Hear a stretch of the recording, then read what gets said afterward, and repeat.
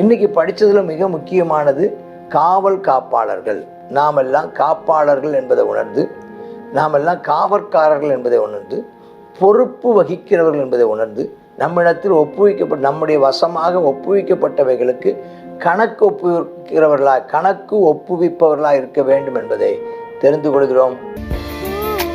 பேசும் தென்றல், கரையோடு மோதும் மலைகள், காதோறும் சொல்வதென்னவோ, என் தேவனை நாள்தோறும் துதிப்பதல்லவோ, என் தேவனை நாள்தோறும் துதிப்பதல்லவோ. பூவோடு பேசும் தென்றல், கரையோடு மோதும் மலைகள், காதோறும் சொல்வதென்னவோ, என் தேவனை நாள்தோறும் துதிப்பதல்லவோ, என் தேவனை நாள்தோறும் துதிப்பதல்லவோ.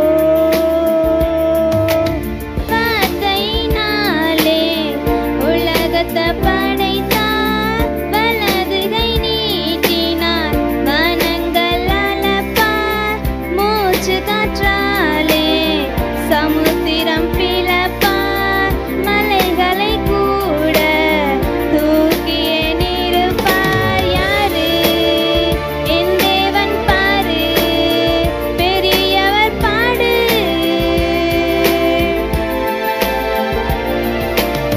பூவோடு பேசும் தென்றல், கரையோடு மோதும் மலைகள், காதோறும் சொல்வதென்னவோ, என் தேவனை நாள்தோறும் துதிப்பதல்லவோ, என் தேவனை நாள்தோறும் துதிப்பதல்லவோ.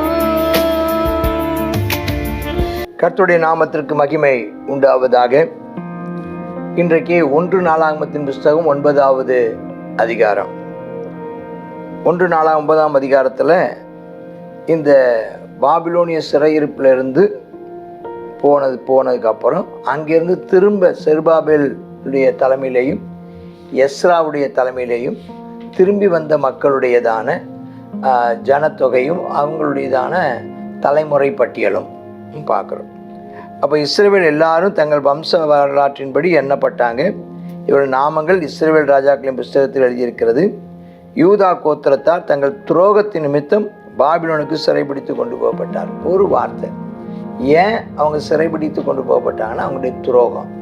யாருக்கு பண்ண துரோகம்? தங்களை மீட்டெடுத்த, தங்களை எகிப்தில் இன்னும் காலவாசலிருந்து தம்முடைய பஸ்கா ஆட்டுக்குட்டியின் ரத்தத்தினால் மீட்டெடுத்த கர்த்தருக்கு அவர்கள் துரோகம் பண்ணனால. என்ன துரோகம் பண்ணாங்க? அவருடைய கற்பனைகளையும் அவருடைய கட்டளைகளையும் மீறி தங்கள் மனம் போல் வாழ்ந்தார்கள். அவரை சார்ந்து வாழாமல் தங்களுடைய சுயத்தையும் தங்களுடைய சத்துருக்களையும் விக்கிரகங்களையும் சார்ந்து வாழ்ந்தபடினால் அது அவர்கள் துரோகமாக போச்சு. அந்த துரோகத்தின் நிமித்தம் கர்த்தர் அவர்களை அந்த தேசத்தை விட்டையே துரத்தி விட்டுட்டார். இப்பவும் ஆண்டவர் அவர்கள் மேல் வைத்த உடன்படிக்கை நிமித்தம் மறுபடி கொண்டாந்திருக்கிறார். சரி, தங்கள் காணியாட்சியிலும் தங்கள் பட்டணங்களிலும் முன் குடியிருந்தவர்கள் இஸ்ரவேலரும் ஆசாரியரும் லேவியரும் நிதநேமியருமே. இவங்கெல்லாம் திரும்ப வர்றாங்க. அப்போ மெயினாக வந்தது ஆசாரியர்கள், லேவியர்களும் வந்திருக்கிறாங்க. யூதா புத்திரரில் மேலும் பென்யமின் புத்திரர்களையும் எப்ராஹிம் மனாசே என்பவருடைய புத்திரர்களையும் எருசலேமில் குடியிருந்தவர்கள் யார் என்றால் யார் அப்படின்னு சொல்லிட்டு ஒரு பேர் தலைப்பு அப்படியே வந்துகிட்டே இருக்குது. அதில் சேராவின் 6ஆம் வசனத்தில் சேராவின் சன்னதியில் இகபேலும் அவன் சகோதரராகிய 690 பேருமே அப்படின்னு பென்யமின் பத்திரில் உள்ளதான பெயர்கள் அங்கே சொல்லப்பட்டிருக்குது. 9ஆம் வசனம், தங்கள் சந்ததிகளின்படி இருந்த இவர்கள் சகோதரராகிய 956 பேருமே. இந்த மனுஷர் எல்லாரும் தங்கள் பிதாக்கள் வம்சத்தின் பிதாக்களின் தலைவர்களாக இருந்தார்கள் அப்படின்னு. ஆசாரியர்களை யதாயா, யோயாரிம், யாகின் இப்படின்னு சொல்லி ஒவ்வொருத்தருடைய பெயர்களையும் அங்கே சொல்லப்பட்டு எல்லா வரிசையாக லேவியர்கள் கோராகி அங்கே ஒன்றுன்னா மேலே இருந்து பார்த்தா 14ஆம் வசனத்தில் லேவியரின் மொராரியர், அதில் பிறந்ததான ஆட்கள். அதன் பின்பதாக லேவி புத்தரின் சேனைகள் கிழக்கே இருக்கிற ராஜாவின் வாசலை காத்து வந்தார்கள். அதன் பின்பதாக வாசலை காக்கிறது ரொம்ப முக்கியமான, ஒவ்வொரு வாசலையும் காப்பதற்காக அவளை காவலாளில் வச்சாங்க. இஸ்ரவேல் ஜனங்களில் ரொம்ப முக்கியமான வேலை காக்கும் வேலை. தேவனுடையதான அவருடைய சட்டதிட்டங்களுக்கு நாம தான் காப்பாளர்கள். நாம தான் தேவனுடைய ஆசரிப்பு கூடாரத்துக்கு நாம தான் காப்பாளர்கள். லேவியர்கள் தான் காப்பாளர்கள். அவர்கள் தான் உடன்படிக்கைக்கு காப்பாளர்களும், சட்டதிட்டங்கள் அந்த நியாயப்பிரமாணத்துக்கு காப்பாளர்களும், ஆசரிப்பு கூடாரத்துக்கும் அவருடைய பனிமூட்டுகளுக்கும் அவர்கள் காப்பாளர்களாக இருக்கிறாங்க. அவங்கள மீறி வேற யாரும் உள்ளே போகக்கூடாது. அவங்கள மீறி எந்த ஒரு பொருளும் தொலைஞ்சு போகக்கூடாது. அவர்கள் அதற்கு காப்பாளர்கள், அதில் கண்காணிப்பாளர்கள், அவர் காவலாளிகள். வாட்ச்மன் வார்த்தை சாதாரண வார்த்தை, கண்காணிப்பாளர்கள், ஓவர்சியர், சூப்பரண்ட் அப்படின்னு. அடுத்தது காப்பாளர்கள், கார்டியன் அவங்க தான் guardian, guarantor, guardian, the guardian of the law அப்படின்னு அவங்க சொல்லுவோம்.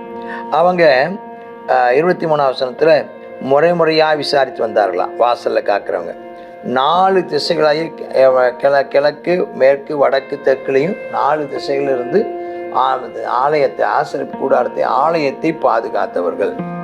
அதுக்குள்ளே விக்கிரகங்கள் போயிடக்கூடாது. அதுக்குள்ளே அசுத்தன் தீட்டுள்ளவனும் அசுத்தனும் பிரவேசித்து விடக்கூடாது. திருடர்கள் உள்ளே புகுந்து விடக்கூடாது. அதை அவர்கள் குஷ்டரோகிகளும் அதில் புகுந்து விடக்கூடாது. தீட்டுள்ளவனும் அசுத்தனும் வராதபடி அவர்கள் 4 திசைகளிலிருந்து அவர்கள் காத்து வந்தார்கள். வாசல் காப்பாளர்கள்.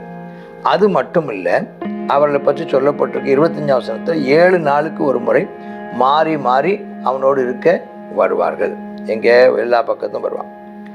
தேவாலயத்தின் பண்டக சாலை மேலே அந்த ட்ரெஸரி, பணம், தசம பாகம், எண்ணெய், அதுக்கப்புறம் கொடுக்கப்பட்டதான எல்லா அதாவது வழிமுறைக்கான ஆடு மாடுகள், பொருத்தனையாய் வந்ததான பொருட்கள், இவைகள் எல்லாத்தையும் பாதுகாக்கிற விசாரணை உத்தியோகம் யாருக்குன்னா லேவியரான 4 பிரதான காவலாளர் வசமாக ஒப்புவிக்கப்பட்டது. காப்பாளர்கள். இன்னைக்கு நீங்களும் நானும் நம்முடைய பிள்ளைகளுக்கு காப்பாளர், நம்ம குடும்பத்துக்கு காப்பாளர், தேவனுடைய ராஜ்யத்துக்கு நீங்களும் நானும் காப்பாளர்களாக இருக்கிறோம். ஊழியர்களாக இருக்கிறவர்கள், சபை போதகர்களாக இருக்கிறவர்களுடைய முதல் பணியே அதை காப்பாற்றுகிறவர்கள். 2வது அதை பராமரிக்கிற, மெயின்டெனன்ஸ் பண்ணணும். அதுக்கப்புறம் அதை நம்ம ப்ரொடெக்ட் பண்ணணும், பாதுகாக்கணும். அவங்க காலமே கதவுகளை ராத்திரியில் இருந்து ராத்திரியெல்லாம் மூடிட்டு காவலர்களுக்கு ஒப்புவித்திருந்தபடியால் தேவாலயத்தை சுற்றிலும் ராத்தங்கி இருப்பாங்க. காலமே கதவுகளை திறந்து விடுவாங்க. எல்லாவற்றையும் எண்ணி, என்னென்ன பொருள் இருக்கோ எண்ணி, இத்தனை பொருள்னு எண்ணி வெளியே கொடுப்பாங்க. சாயங்காலத்தில் இத்தனை பொருள்னு சொல்லி எண்ணி திரும்ப வாங்கி உள்ளே வச்சிடுவாங்க. அவங்க மெல்லிய திராட்சை ரசம், சாம்பிராணி, கந்தக வர்க்கம் எல்லாத்துக்கும் விசாரணைக்காரர் இருந்தாங்க. சிலர் சுகந்த வர்க்கத்தால் பரிமளம் இறக்குவாங்களாம். சிலர் பலகாரம் சொல்கிறது. என்ன பலகாரம் சொல்கிறதுன்னா அந்த அதிரசம், ஒவ்வொரு நாளும் வைக்கப்பட வேண்டிய 12 அப்பங்கள், இந்த இதுக்குன்னே ஒரு சில ஆட்கள் அவங்க இருந்தாங்க. இப்படி அந்த 32ஆம் வசனத்தில் கோகாத்தின் புத்திரர் சிலருக்கு ஓய்வு நாள் தோறும் சமூகத்தை அப்பங்களை ஆயத்தப்படுத்தும் விசாரிப்பு, இதெல்லாம் விசாரிக்கிறது இருந்தபடினால் பார்க்கணும். லேவியருடைய பிதாக்களின் தலைவரானவும் சங்கீதக்காரர்கள் இரவும் பகலும் தங்கள் வேலையை நடத்த வேண்டியிருந்தபடினால் மற்ற வேலைக்கு நீங்களாகி தங்கள் அறைகளில் இருந்தார்கள். அவங்க மற்ற இந்த வேலைகளை ஈஸியாக செய்வதற்காக, தேவனுடைய சமூகத்தில் பாடல்கள் பாடுவதற்காகவும், அவரை ஆராதிப்பதற்காகவும், அவருக்கான காரியங்களை செய்வதற்காக ஒவ்வொருவரும் அந்தந்த வேலையை, அவரவர்களுக்கு நியமிக்கப்பட்ட வேலைகளை அவங்க செய்து வந்தார்களாம். அல்லேலூயா.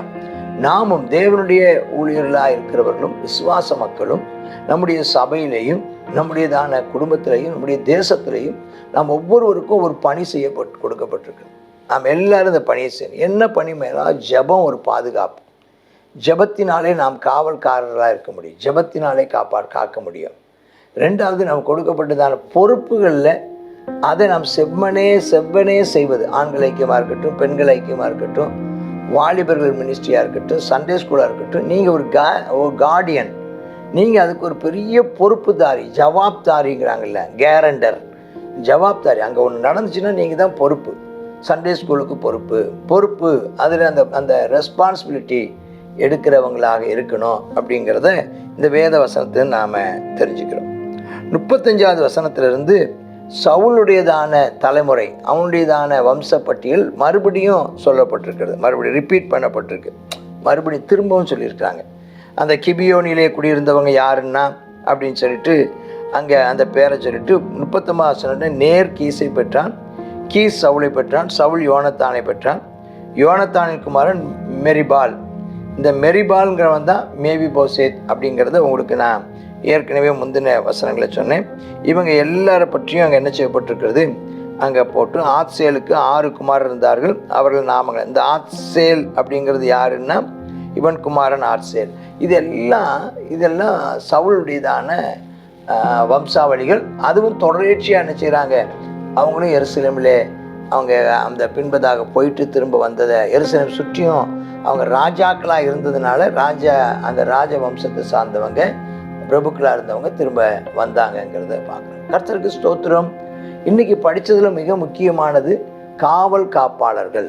நாமெல்லாம் காப்பாளர்கள் என்பதை உணர்ந்து, நாமெல்லாம் காவற்காரர்கள் என்பதை உணர்ந்து, பொறுப்பு வகிக்கிறவர்கள் என்பதை உணர்ந்து, நம்மிடத்தில் நம்முடைய வசமாக ஒப்புவிக்கப்பட்டவைகளுக்கு கணக்கு ஒப்புவிப்பவர்களாக இருக்க வேண்டும் என்பதை தெரிந்து கொள்கிறோம். கர்த்தர் நம்மை ஆசீர்வதிப்பாராக. ஆமேன், ஆமேன்.